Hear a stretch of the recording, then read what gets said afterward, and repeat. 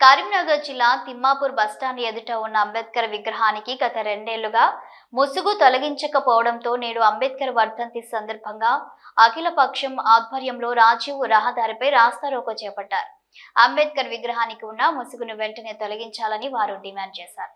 అయితే గత 2 ఏళ్లుగా బస్టాండ్ ఆవరణలో ఏర్పాటు చేసిన అంబేద్కర్ విగ్రహ స్థలం ఆర్టీసీకి సంబంధించింది కావడంతో అధికారులు నిలిపివేశారు. దీంతో 2 ఏళ్లుగా అంబేద్కర్ విగ్రహం ముసుగుతో అలానే ఉండిపోయింది. దీంతో అఖిలపక్ష ఆధ్వర్యంలో నేడు తిమ్మాపూర్ రాజీవ్ రహదారిపై రాస్తారోకో చేపట్టారు.